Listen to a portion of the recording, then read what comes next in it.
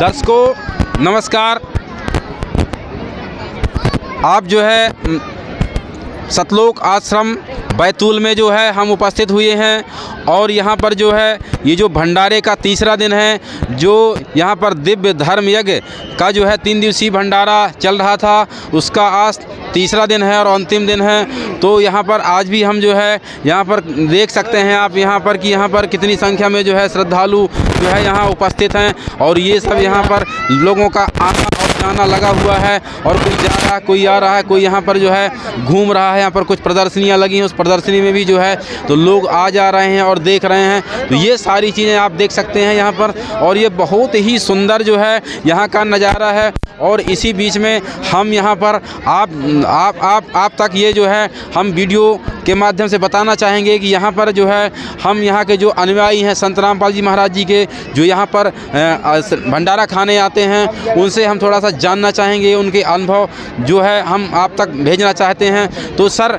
ये एक संत रामपाल जी महाराज जी के जो अनुयायी हैं और जो है हम इनसे जानेंगे कि ये जो है कब जुड़े और क्यों जुड़े और ये जो है अब यहाँ पर कैसा महसूस कर रहे हैं संत रामपाल जी महाराज जी के आश्रम में। सर, आप अपना नाम बताइए, कहाँ से आए हैं? मेरा नाम सुदर्शन प्रसाद कुशवाहा है। कौन से ज़िले से हैं आप? सतना जिला। सतना ज़िले से हैं। तो आप हमारे दर्शकों को ये बता सकते हैं कि जो है आप संत रामपाल जी महाराज जी से कब नाम दीक्षा लिए हैं और आपको नाम दीक्षा लेने के बाद जो है क्या लाभ मिले यहाँ पर, जो कुछ ऐसे कुछ जो लाभ हों जो वास्तव में हमारे जो है दर्शकों को बताएं आप, जिससे हमारे दर्शक भी जो है सुने और उससे प्रभावित हों। जी सर, मैं पहले तो भक्ति करता था लेकिन देवी देवताओं की करता था।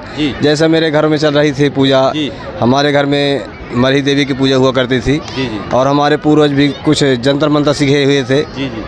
उसी के चलते मैं भी सीखने की चॉइस रखता था और ऐसे करते करते मैं कई तांत्रिकों के साथ में गया, वहाँ भी मैंने तांत्रिक विद्याएँ सीखी और मेरे सीखने का मकसद यही था कि ऐसी कौन सी शक्ति है जिसके आगे कोई पावर ना हो, उसकी तलाश में कर रहा था। ऐसे करते करते मैंने इंद्रजाल ख़रीदा, इंद्रजाल पढ़ा, उसमें एक जिंद की सिद्धि मैंने की।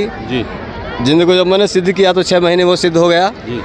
उससे मैंने यही कहा कि भाई मेरे को ऐसा गुरु बताइए जो जिसके आगे कोई गुरु ना हो और ऐसा कोई भगवान जिसके आगे कोई भगवान ना हो। उसने कहा ठीक है, समय आने पे बताऊंगा। ये कौन बोल रहा है? जिंद बोला आपका? जिंद बोला मेरे को। जी।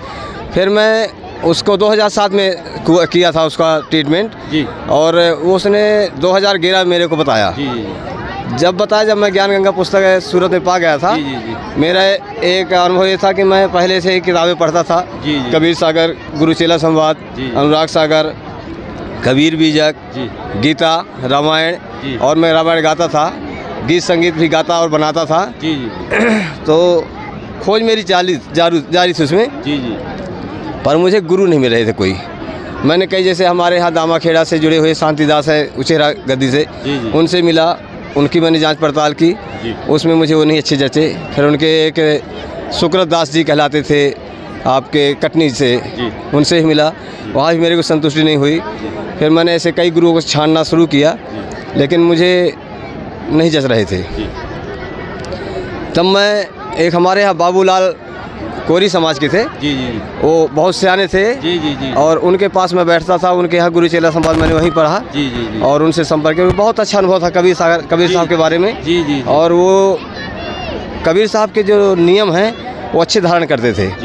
मेरा अच्छा प्रभावित हुआ। उन्होंने कहा कि बेटा तू ज्ञान में नहीं अघाता तो तू एक जगन निवासा पुस्तक खरीद ले, उसमें को पढ़ेगा तो तुझे बहुत सारे अनुभव हो जाएंगे, फिर तुझे तृप्ति हो जाएगी। उसकी खोज में मैं सूरत गया। सूरत में गीता प्रेस के पास गया तो हाँ वो पुस्तक नहीं मिली। ऐसे करते करते 2-3 जगह गया, नहीं मिली। तो फिर मुझे ज्ञान गंगा पुस्तक एक दुकान में मिली। तो मैंने पूछा भाई ये किसकी पुस्तक? बोले संत रामपाल जी महाराज की पुस्तक है। बोला कोई नए संत है क्या? बोले हाँ नए संत हैं। तो बोला कहाँ से हैं? बोले हरियाणा से हैं। बोले इसकी कीमत कितनी है? बोले कि इसकी कीमत है 20 रुपये। उसने 20 रुपये की चिट लगा रखी थी। उसके अंदर तो 10 रुपये का था लेकिन उसने 20 रुपये की चिट लगा रखी थी।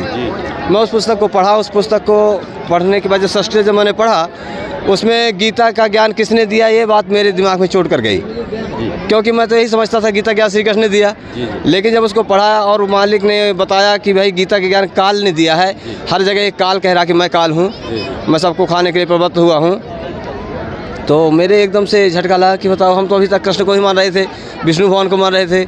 लेकिन जब उसके बाद मैं उस पुस्तक को रखा, रात में सोते वक्त प्रणाम किया, बोला कि यदि आप संत रामपाल जी महाराज सचमुच परमात्मा हैं तो मेरे को आज यहाँ से अपने पास बरवाला ले चलो, तब मैं मानूंगा कि आप संत रामपाल जी महाराज भगवान हैं जी। मैं रात को सो गया और बरवाला पहुँच गया। जब बरवाला पहुँचा तो गुरु जी के चरणों में प्रणाम किया, पैर दबाने लगा। तो ये आप सर, आप थोड़ा सा यहाँ रोकेंगे। मैं ये जानना चाहूँगा कि जैसे अभी आपने कहा कि मैं रात में सोया और बरवाला पहुँच गया, तो आप सपने में बरवाला पहुँच गए या वास्तव में बरवाला पहुँच गए? मैं तो ऐसा लगा मुझे जैसे मतलब वास्तविक है जैसे, लेकिन जब मेरी नींद खुली तो मैं बिस्तर में ही था जी। और जो दृश्य वहाँ देखा गया, चाय पिया, भंडारा लिया, गुरुजी के पास बैठा तो गुरुजी मेरे सर पे हाथ फेर रहे थे। जब नींद खुली तो मैं आया गया अपने बिस्तर पे। अब मैंने पूरा सपना लिखा, जैसा गेट बना था, जैसे जहाँ व्यवस्था थी, पूरा मैंने दृश्य को अपने नज़र में रख लिया। जी। अब दूसरे दिन उस जिंद को मैंने याद किया तो वहीं प्रकट हुआ। मैं बोला कि ये बता कि जो गुरु हैं ये संत रामपाल कैसे हैं? तो मुस्कुरा रहा था, बोले कि अब इससे बढ़कर कोई गुरु नहीं है और कबीर से बढ़कर कोई भगवान नहीं है। अब तू पा गया है तो मैं कुछ नहीं कहता, लेकिन नहीं पाता तो अभी तुझे कुछ दिन और नचाता। कोई बात नहीं।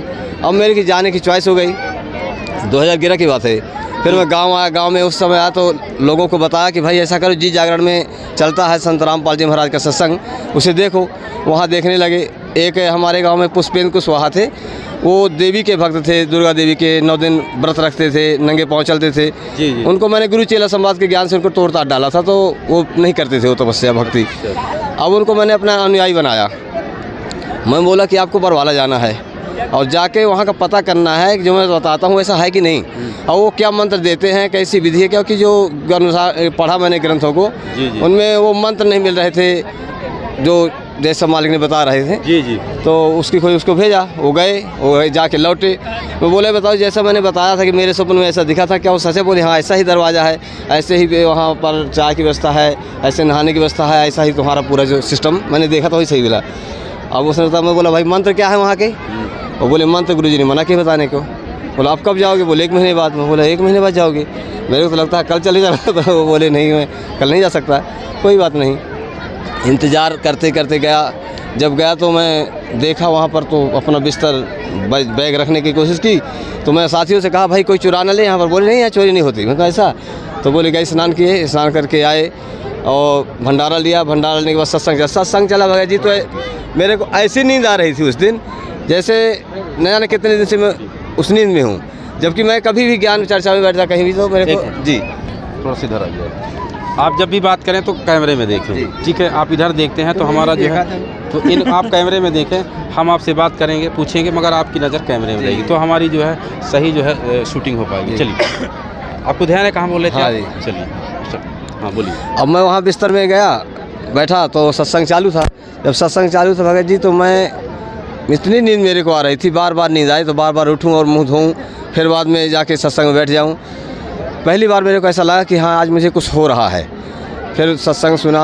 सुबह हुई तो मैं हाथ पैर धोया, स्नान किया। स्नान करने के बाद मैंने जाई दीक्षा लेने गया। उन्होंने बताया भाई कि आपको दीक्षा लेना हो तो ये नियम है आपके। मैंने उस नियम के तहत मैं बोला ठीक है, मुझे सब मंजूर है। नाम दीक्षा लिया। नाम दीक्षा के बाद लाइन लगी गुरुजी के पास दर्शन की। मैं वहाँ दर्शन में गया। दर्शन में गया तो गुरुजी ने प्रणाम का आशीर्वाद देते हुए आगे निकल गए थे कुछ दूर तक माताओं की तरफ। वहाँ से लौटे, बोले आ गया बेटा? मैं कहा जी गुरुजी। तो मेरे अंदर से एकदम करुणा जैसा भाव आया कि बताओ मेरे को पहचानते हैं गुरुजी और कितनी अच्छी गुरुजी, बताओ उतनी दूर से लौट के मेरे पास आए। कोई बात, मुझे अच्छा लगा, आशीर्वाद लिया। फिर मैं सोचा कि यहीं रहूँ, न जाऊँ घर। तो भक्तों ने कहा कि आपको घर जाना पड़ेगा, क्योंकि आपने जो ज्ञान लिया है उसकी जोत जलाओ घर में, ताकि आपके घर में जो आपने सिद्धि की है उसका प्रभाव भी आपके घर में है। उसका प्रभाव था भगत जी मेरे घर में, और उसका निवास मेरे शरीर में ही रहता था।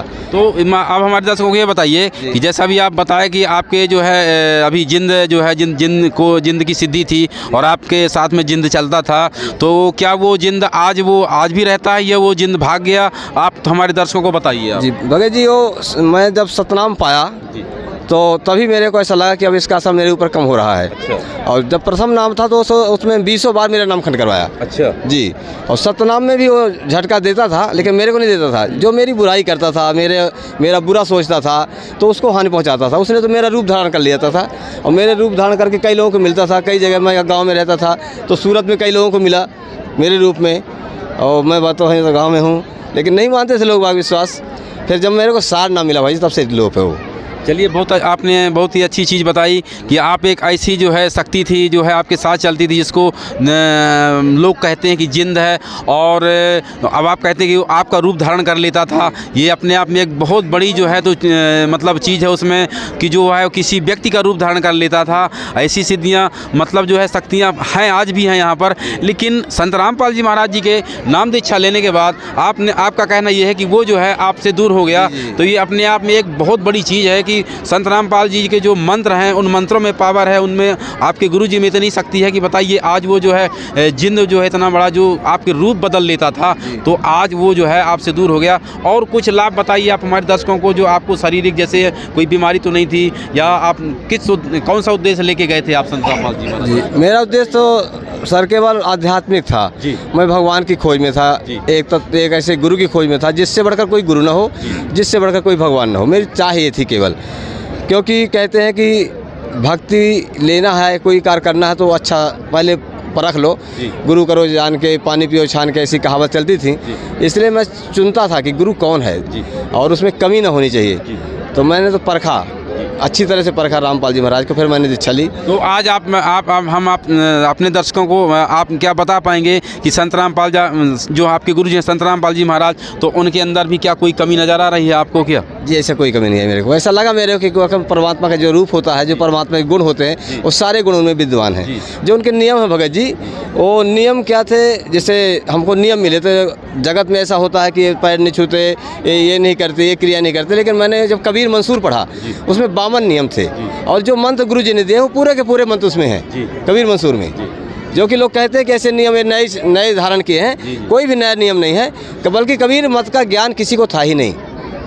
कबीर के नाम पर ठगी चल रही थी। जी जी जी, जी। तो मतलब आपके कहने का मतलब ये है कि जो आज तक जितने भी नकली कबीर पंथी थे, जो कबीर का जो है तो बाना तो उठा रखे थे, लेकिन वास्तविकता उनके पास नहीं थी। जैसा आपने बताया कि कबीर बीजक में जो बामन कसनी है उसमें उन मंत्रों का भी जिक्र है, लेकिन आज तक जो धर्म गुरु थे वो उन मंत्रों का जो है खुलासा नहीं कर पाए। तो ये बात बहुत अच्छी आपने बताई। हमारे दर्शक जो आपको देख रहे हैं, कितनी अच्छी बात आपने बताई कि वो चीज़ लिखी थी, लेकिन जो है वो चीज़ जो है वो जो नकली धर्म गुरु थे वो उस चीज़ को नहीं खोज पा रहे थे। तो और क्या बताएंगे संत रामपाल जी महाराज जी के बारे में, और कुछ बोलेंगे? बताएं हमारे दर्शकों को। सर, उनकी गलती भी नहीं है उन संतों भक्तों की, क्योंकि कबीर सागर मैंने एक जगह ये भी पढ़ा है कि धर्मदास मेरी लाख दुहाई, मूल ज्ञान बाहर न जाई। तो जब मालिक ने लाख ही कर दिया था तो अब किसकी औकात है उसे खोल ले? वो ज्ञान तो परमात्मा ने ही लॉक कर दिया था। जी जी, मतलब तो जब परमात्मा ने उस मंत्र को लॉक कर दिया तो किसी को खोलने की हिम्मत नहीं थी। तो अब वो कैसे खोला, वो जो है मंत्र कैसे खोला? जब वो 5505 वर्ष का उसमें वादा लिखा था कि 5505 वर्ष जब बीत जाएंगे तब मैं आऊँगा धरती पे स्वयं, तभी यह ज्ञान खुलेगा। तब तक कोई इसे खोले, जब तक यदि कोई कहेगा भी उसके बारे में तो उसे लोग झूठ मानेंगे। यही हुआ मालिक के साथ में। जब मालिक ने उसको खोला तो दुनिया तो इसके बारे में जानती नहीं थी, इसलिए उसका मतलब उनको ऐसा लगा कि जैसे कोई हमारे समाज को विखंडन में कर रहे हैं, धर्म का विरोध कर रहे हैं, इसलिए लोगों को गलत धारण हुई। उनका भी दोष नहीं हो तो उसके बारे में जानते ही नहीं थे।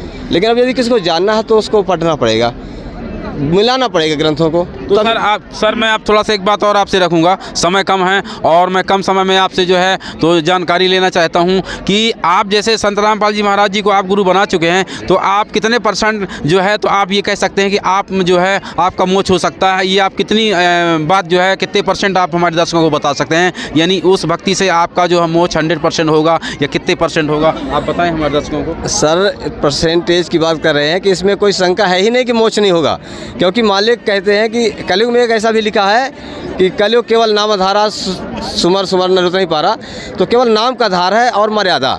यदि कोई मर्यादा के साथ इस नाम का जाप करता है तो इसमें कोई भी शंका नहीं है कि जितने लाभ उसमें हैं, जितने कोई ऐसे लाभ की कमी नहीं जो न मिल सके उसमें, सारे लाभ उसी मर्यादा और उस मंत्र के जाप में ही हैं। जी, दान धर्म यज्ञ, प्रणाम यज्ञ, ध्यान यज्ञ, ज्ञान यज्ञ, सभी यज्ञ मालिक इसलिए 5 कराते हैं क्योंकि इन्हीं से मिलकर 5 तत्व जो बना है शरीर, 5 तत्व का पिंजरा है, इनमें जो त्रुटियां होती हैं उनको सुधार भी होता है और आत्मा उभरती है और मन दबता है। मन को हटाया नहीं जा सकता। जैसे मन और माया कहते हैं, माया मरी न मन मरा, मर गया शरीर, आशा तृष्णा ना मरी कह गए साहब कबीर। तो वाकई में सत्य है कि मन नहीं मर सकता, न माया मर सकती है और आशा तृष्णा भी खत्म है, क्योंकि ये चलाने के एक नियम है। मतलब अब इसका मोड़ है कि हमको मन को कैसे मोड़ना है, माया हमें कितनी चाहिए, उसमें कंट्रोल, संयम बरतना पड़ेगा। साधना संयम है, सब्र करना पड़ेगा, विश्वास करना पड़ेगा, यही भक्ति के रूल है और क्या है। चलिए धन्यवाद आपका। आपने जो है हमें हमारे चैनल को समय दिया, आपको हम धन्यवाद देते हैं, क्योंकि जो है आपने अपना कीमती समय हमारे चैनल को दिया। तो इसी जो है वीडियो में मैं अभी अपनी वाणी को विराम लेता हूँ। धन्यवाद। नेक्स्ट वीडियो में फिर मिलूँगा। नमस्कार।